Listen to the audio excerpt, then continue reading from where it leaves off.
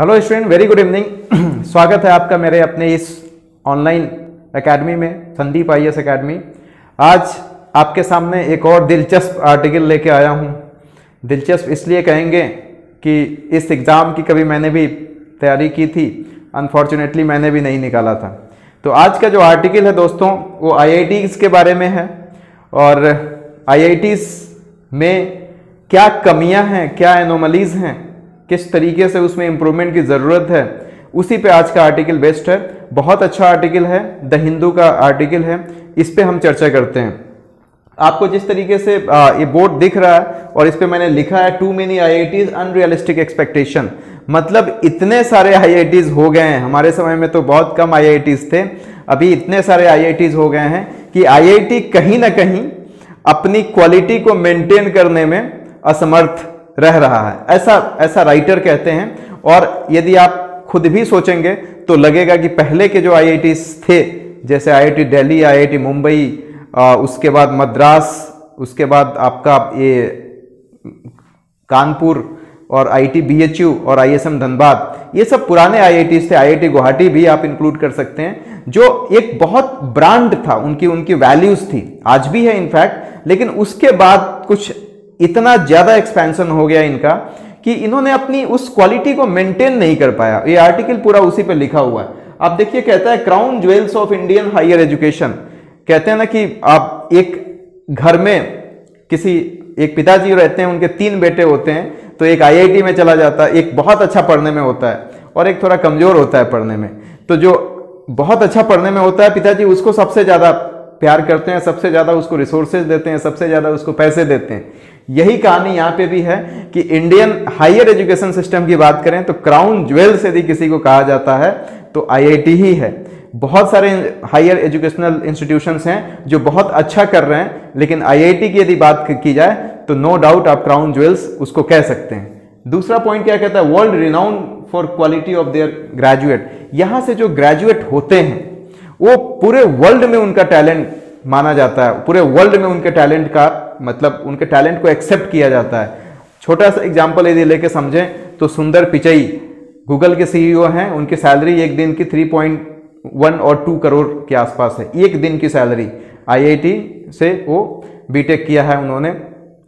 इसके बाद रघुराम राजन की बात करें, वो भी आईआईटी से थे। चेतन भगत, जिनका 5 पॉइंट समवन आप लोगों ने पता नहीं कितनी बार पढ़ा होगा, और उसके बाद भी बहुत सारी उनकी नॉवेल्स आई, हाफ गर्लफ्रेंड, 2 स्टेट्स, पता नहीं कितनी, तो वो भी आईआईटी के ही थे। तो आईआईटी के जो ग्रेजुएट होते हैं उन्होंने अपना टैलेंट अक्रॉस द ग्लोब साबित कर लिया है। तो ये सेकेंड लाइन ये बात कहती है, ऑन डू रीजनेबली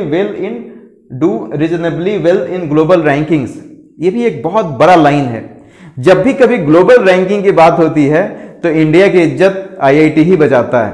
कहने का मतलब कि जब ग्लोबली हायर एजुकेशन की रैंकिंग की जाती है तो उसमें आईआईटी जो है इंडिया को जब रिप्रेजेंट करता है तो सबसे टॉप पे रहता है। तो इंडिया की इज्जत जब कभी ग्लोबल रैंकिंग होती है यूनिवर्सिटी की तो हमारा आईआईटी ही बचाता है। तो ये तीसरे लाइन का मतलब यही है। लेकिन चौथा लाइन में थोड़ा सा ग्रे शेड है। अभी तक हम सिर्फ फूलों की सेज पे आ रहे थे, अभी थोड़ा सा प्रॉब्लम है।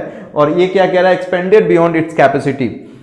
जितना एक्सपेंशन करना था उससे कहीं ज्यादा हमने एक्सपेंशन कर लिया है, और इसका खामियाजा हमको क्वालिटी के रूप में हम वो क्वालिटी मेंटेन नहीं कर पा रहे हैं जो कुछ साल पहले जब आईआईटीज 4, 5, 7 आईआईटीज के आसपास हुआ करती थी, तब जो आईआईटीज थे उस क्वालिटी को हम मेंटेन नहीं कर पाए हैं। यदि आईआईटी की हिस्ट्री देखा जाए तो स्टार्टिंग में बहुत दिलचस्प चीज है कि स्टार्टिंग में 1950 से लेके 1960 तक मात्र आपके पास 5 आईआईटीज थे। और उसमें भी दिलचस्प चीज क्या है कि 5 में से 4 आईआईटी जो थे, 4 जो आईआईटीज थे वो किसी दूसरे कंट्री के कोलैबोरेशन से बनाए गए थे। एग्जाम्पल लिखा है मैंने, आईआईटी मुंबई जो है, जो बॉम्बे के नाम से जाना जाता है, सोवियत यूनियन के हेल्प से बनाया गया था। आईआईटी मद्रास जर्मनी के हेल्प से बनाया गया था। IIT Kanpur United states of America के हिसाब से बनाया गया था, उसके कोलैबोरेशन के साथ। और आईआईटी दिल्ली की बात करें तो ऑब्वियसली वो यूनाइटेड किंगडम के हेल्प से बनाया गया था। इसके बाद जब आईआईटी गुवाहाटी बना, इसमें मैंने लिखा है currently 23 IITs after setting up IIT Delhi in 1961 took another 34 years to establish 6 IIT in Guwahati 1994। बहुत गहरी बात कह रहा है राइटर इसमें।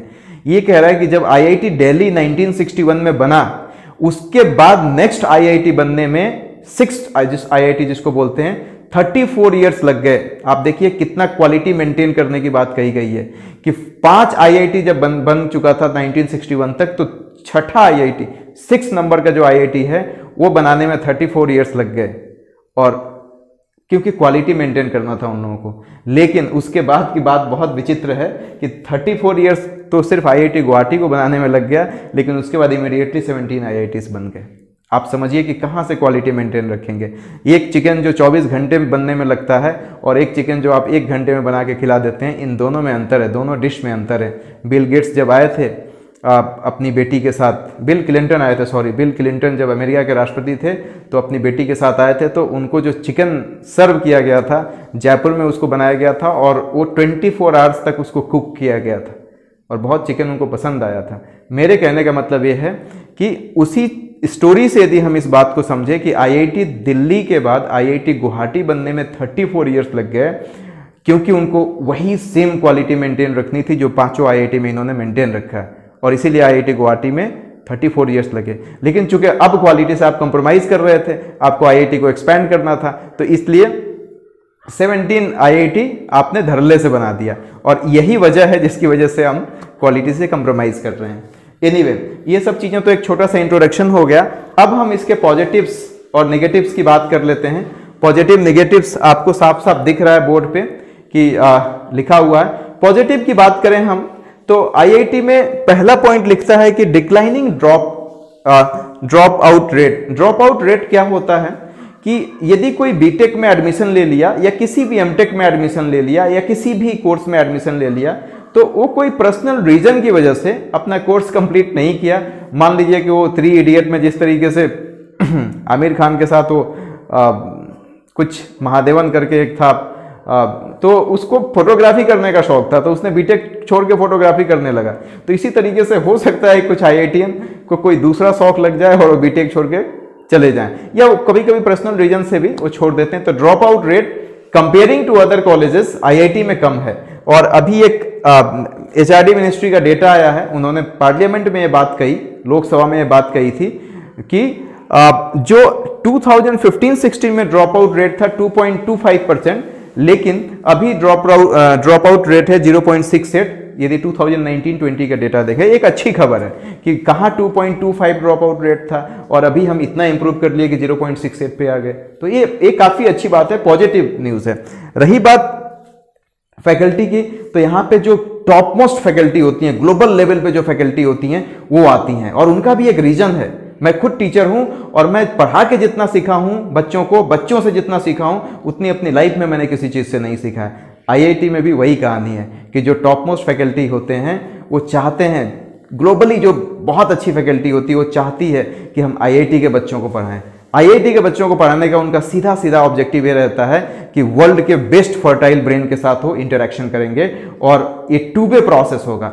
मतलब वो बच्चों से भी सीखेंगे और वो खुद भी कुछ वैल्यूज बच्चों के अंदर देंगे, बच्चों को भी सिखाएंगे। तो ये इसी वजह से ऐसा माना जाता है कि IIT की जो फैकल्टीज हैं बहुत अच्छी फैकल्टीज हैं। लेकिन हर सिक्के का दूसरा पहलू भी होता है, पॉजिटिव था और निगेटिव भी है। निगेटिव क्या है? पहला है शॉर्टेज ऑफ फैकल्टी। जितनी ये तो हर कॉलेजेस में है। मैं जिस कॉलेज में से इंजीनियरिंग किया वहाँ पे भी शॉर्टेज ऑफ फैकल्टी थी, हर जगह पे है शॉर्टेज ऑफ फैकल्टी। और यहाँ पे इन्होंने डेटा भी लिख दिया है कि ISM धनबाद, जो अभी IIT धनबाद हो गया, पहले इंडियन स्कूल ऑफ माइंस हुआ करता था, अभी IIT धनबाद में टोटल इंस्ट्रक्टर की जरूरत है 780, लेकिन अभी मात्र 301 लिखा हुआ है। करंट में 301 इंस्ट्रक्टर हैं। कहीं कहीं कोई तालमेल नहीं है इस डेटा में, कहाँ 780 कहाँ 301, जमीन आसमान का अंतर ऐसा कह सकते हैं। इसके बाद दूसरी बात कहें तो UGC का एक डिसीजन आया है। वो UGC ने ये बोला है कि जो बहुत अच्छी IITs हैं, जैसे IIT Mumbai, IIT Delhi, IIT Kanpur, Kharagpur, Guwahati, तो मद्रास, तो इसमें इन्होंने ये कह दिया कि यदि वो IITs अच्छा है तो वो अपना एक ब्रांच बाहर भी सेटअप कर सकता है। बात अच्छी है, लेकिन अब तो यही बात है कि अभी इसी चीज को ये लोग ढंग से मेंटेन नहीं कर पा रहे हैं। तो UGC का ये गाइडलाइंस कि IIT बाहर भी अपना ब्रांच इस्टेब्लिश करे, बाहर का मतलब आउटसाइड फ्रॉम द कंट्री।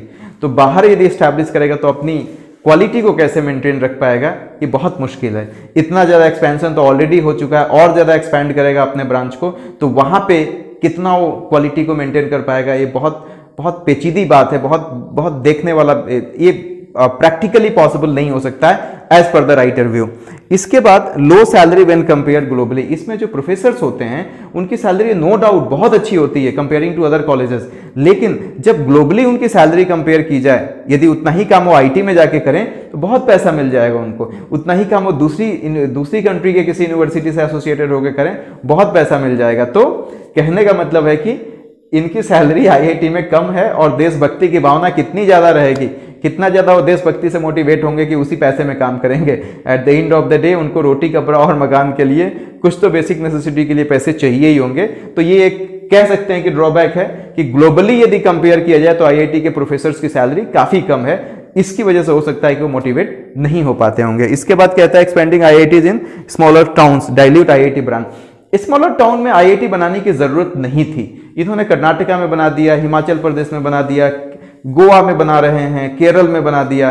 तो इसमें क्या होता है कि आईआईटी जैसे दिल्ली में था या मुंबई में था तो वहाँ पे वर्ल्ड क्लास की फैसिलिटी अवेलेबल है। आईआईटीज में जैसे मेट्रोपॉलिटन सिटी में इंफ्रास्ट्रक्चर है, बहुत सी चीज़ें हैं, लेकिन छोटे जगह पे इंफ्रास्ट्रक्चर इतना अच्छा नहीं है, इतनी बढ़िया एमिनिटीज़ वहाँ पे नहीं मिल पाएगी, वर्ल्ड क्लास फैसिलिटी नहीं मिल पाएगा। और कहने को तो ये भी है कि अरुणाचल में एक आईएएस ऑफिसर का ट्रांसफ़र किया गया था, उसने रेजिग्नेशन दे दिया सिर्फ इसलिए क्योंकि अरुणाचल उसको छोटा सा जगह लगा, छोटा सा शहर लगा, तो उसने रेजिग्नेशन दे दिया। बात यही है कि यहाँ पे भी जो बेस्ट फैकल्टी है वो छोटे शहर में नहीं आना चाहती है, उसको लगता है कि उनको जो फैसिलिटी चाहिए होगी, जो दिल्ली में वो फैसिलिटी अवेल कर सकते हैं, जो मुंबई में अवेल कर सकते हैं, जो मद्रास में अवेल कर सकते हैं, जो कलकत्ता में अवेल किया जा सकता है, जो गुवाहाटी में अवेल किया जा सकता है, वो शायद हिमाचल के एक छोटे से गाँव में नहीं किया जा सकता है। और ये इसी पर आईआईटी कहते हैं कि वो छोटे जगह पे आईआईटी यदि आपने बना दिया तो जो आईआईटी को रिक्वायरमेंट है उनके लैब में या बाकी चीज़ों में वो नहीं हो पाएगा वहाँ पे, क्योंकि इंफ्रास्ट्रक्चर उतना अच्छा नहीं है। तो कहीं ना कहीं ऐसा मान लेते हैं कि आईआईटी की जो वैल्यू है, आईआईटी का जो ब्रांड है वो डाइल्यूट हो सकता है। लास्ट में भी एक बहुत बढ़िया इन्होंने रीजन दिया है as a negative, as a challenges की lack of correlation between local needs and IITs. एक डेटा बताते चलो दोस्तों कि आईआईटी गोवा में जब आईआईटी स्टैब्लिश करने की बात कही गई थी तो गोवा के लोगों ने प्रोटेस्ट कर दिया। कितनी बड़ी बात थी कि आईआईटी नहीं बनना चाहिए, क्योंकि आईआईटी कन्वे नहीं कर पाया उनको कि आईआईटी यहाँ पे बनने से लोकल लोगों को भी फायदा है। अक्सर ऐसा देखा जाता है कि जहाँ पे भी आईआईटी है वहाँ की स्टेट गवर्नमेंट से आईआईटी को कोई मतलब नहीं है, और ऐसा नहीं होना चाहिए। आप जब आईआईटी स्टैब्लिश कर रहे हो तो वहाँ के लोगों को भी कुछ ना कुछ आप कम्युनिकेट कीजिए और बोलिए कि आईआईटी बनने से यहाँ पे आपको भी फायदा है, रिसर्च जो होगा इससे आप लोगों को भी जॉब लग सकती है, या आप लोगों पे भी रिसर्च होगा जिससे आपको फायदा हो सकता है। तो ये भी एक बहुत बड़ी बात है कि जो कोऑर्डिनेशन है इनका लोकल गवर्नमेंट से लोकल लेवल पे वो अच्छा नहीं है आईआईटी का, तो ये रखना चाहिए, कोऑर्डिनेशन अच्छा रखना चाहिए। लास्ट में दोस्तों सजेस्टिव अप्रोच में हम यही बताना चाहेंगे कि सैलरी अच्छा दो, टॉप मोस्ट फैकल्टी रखिए आईआईटी में, आईआईटी के ब्रांड को बढ़ाने के लिए। जो आईआईटी एक्स्ट्रा बनाया है 10-12 आईआईटी आप रहने दीजिए, वो ज़्यादा अच्छा है। जो बाकी आईआईटी ज़्यादा बना दिए हैं, जैसे 23 आईआईटीज आप कह रहे हैं, तो बाकी कोई दूसरा नाम दे दीजिए, भले उनको फैसिलिटी अच्छा दीजिए, लेकिन आईआईटी के टैग के साथ खिलवाड़ करना उचित नहीं है, ऐसा राइटर का मानना है।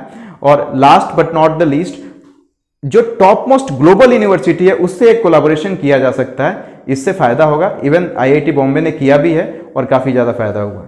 तो आज के लिए इतना ही दोस्तों, फिर कल मिलते हैं एक नए आर्टिकल के साथ। तब तक के लिए bye bye, thank you so much.